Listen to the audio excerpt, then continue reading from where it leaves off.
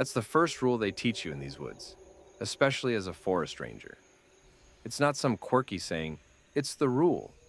You learn fast that the things you think you see are better left buried deep in the back of your mind. Because when you start asking questions about those things, bad things happen. Real bad. I've been a ranger for almost 5 years now, and I'd like to say that I have a handle on things. The forest is peaceful, a place to lose yourself, to think. Sure, there's the occasional weird noise in the distance, the rustling of leaves in the dead of night when there's no wind, the flicker of movement out of the corner of your eye. But that's just nature, right? Well, 2 weeks into my job, I found out firsthand why we have that rule. I was doing my regular rounds, checking the perimeter, making sure the trail markers were still intact, and that the cabins were locked up tight. The usual stuff. There's a trail about 5 miles into the woods that people like to hike, a perfect place for a little solitude and quite picturesque. It's calm out there, quiet. You don't expect anything to happen in a place like that. But that day, something felt off. The trees felt taller, the air heavier.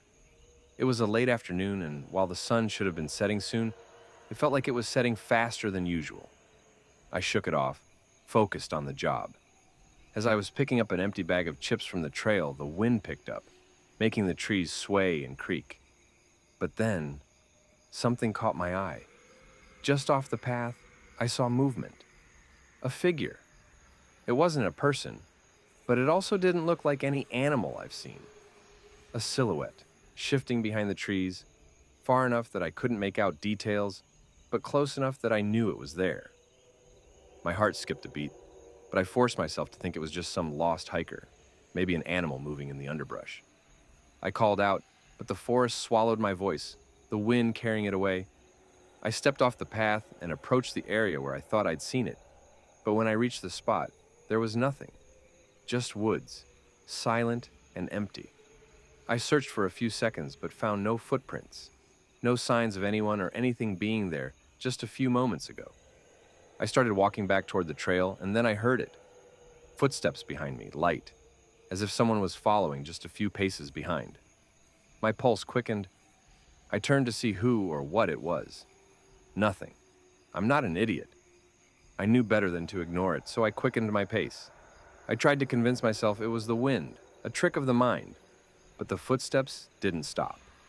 They stayed right there, shadowing mine perfectly in sync. And then it stopped. The sudden silence, minus the crunch of my boots on the trail, made the whole situation even more terrifying. I paused for a moment, too scared of what may happen if I turned around now. So many choices ran through my head until I decided on one. Well, I wouldn't say I decided, more like my body chose for me. A surge of adrenaline pushed me to start speed walking back to the ranger station. Something in me screaming that if I started running, I'd be dead. My heart pounded as if I was in a marathon. With each stride, goosebumps formed, the crisp wind moving my hair to my face and carried the scent of vanilla through the air, the smell reminding me that any animal could find where I am, especially the thing following. I reached the station and locked the door. After a few minutes of nothing, I sat behind the desk, chuckling at myself for getting all worked up and for believing the other rangers' stories. A couple of them even went as far as to claim they saw stuff. At first, I thought they were just trying to mess with the new guy and get him all scared before the first watch. In that moment of giggling at their stories, I realized one of them is lining up exactly like what happened outside. The following footsteps, the feeling of being stared down, the shadow. Even the time of year is exactly when they said it happened. Trying to clear my mind from that, I decided to examine the trail cam footage on the old monitor. It was the most peaceful part of the job, just stare at the footage and take notes of the animals. A bit too peaceful given the fact I fell asleep in front of the screen for a little. A loud noise jolted me out of my sleep, causing me to fall out of the chair. I picked myself off the floor and walked over to the window to investigate. Flipping on the floodlights outside the cabin, I see a large branch lying just in front of the porch. At first I brushed it off, it's a forest, and branches break all the time, only to immediately remember the fact the station is in the middle of a small clearing. The only way a branch that size would end up here is during a hurricane, and it most certainly was not raining. A multitude of reasons raced through my head, anything that could rationally explain how this hunk of wood got there.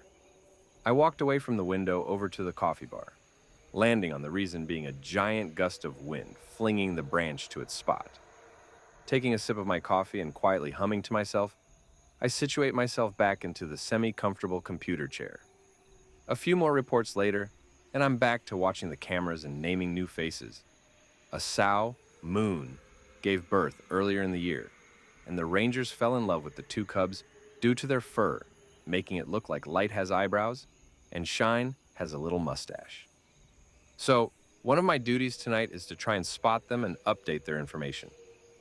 After 3 hours, I almost gave up hope. But then I saw movement around the cave Moon had chosen as her home for 4 years in a row. But it wasn't her. It looked almost like a deer. Only the deer was trying to act human.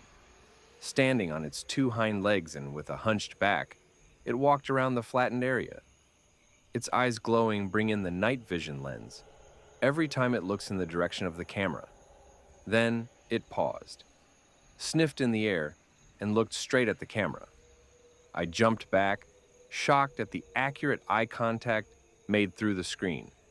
I readjusted my chair and continued to watch whatever this thing was, writing down every detail I could get while it was still visible. The creature started walking towards the tree that the camera was perched on, its steps slow and deliberate. Once it reached the trunk, the thing raised its hands, the bark, and started shoving. Each push causes the tree, and therefore the camera, to shake immensely. I stood up and pushed the chair back, the fear truly setting in. Quickly grabbing the walkie on my belt, I call into the closest station near me. Surely someone else is seeing this. The only problem was all the channels I tried were off, or at least that's what I assumed. At the time, it didn't make sense. When the fifth station was also static, I gave up that plan. I looked back at the screen and see the creature's shoving had only gotten more aggressive. By the looks of it, the poplar was rocking back and forth at this point.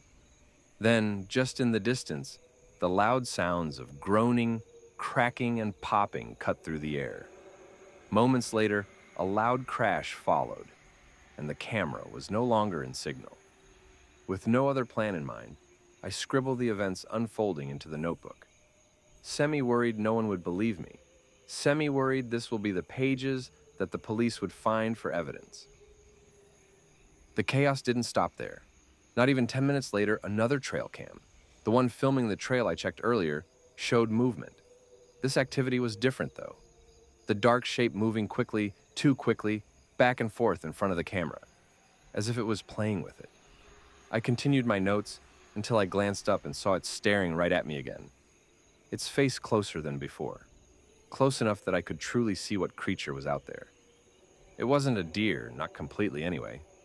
Its head was shaped like a German shepherd's, and eyes sat too close at the front of its face, once again glowing in the night vision. The sight of this thing making me scream. I slapped my hands over my mouth and stared at the computer screen. The creature was now looking in the direction of the cabin. My eyes clenched shut as a few tears run down my face. The fear taking complete hold of me.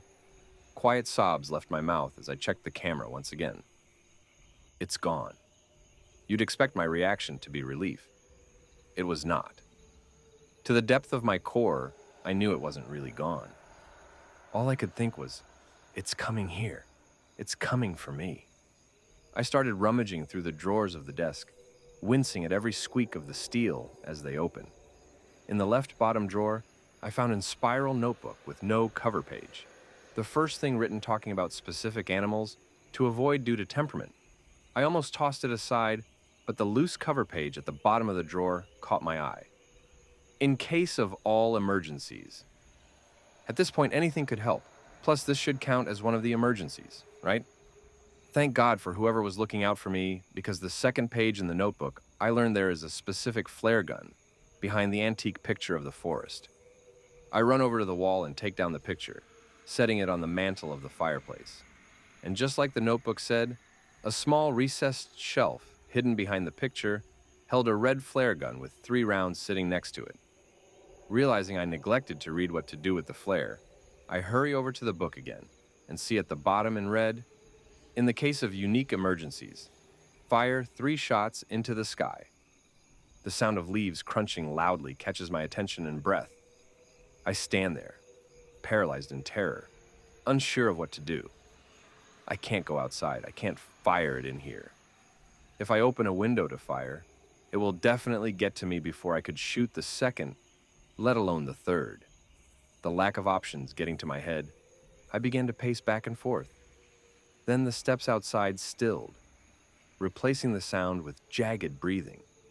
Through the monitor, I can see the creature was standing in the middle of the small gravel parking lot, staring at the station with its head tilting ever so slightly. I run into the back office, flare gun and cartridges in hand, and lock the doorknob and the 2 deadbolt locks. I always thought these were for bear attacks, but it seems situations like these have happened before. Looking around the tattered office, I hoped to find anything that could help me. I noticed that the light hadn't been turned on, and look up to see a skylight with a small black handle.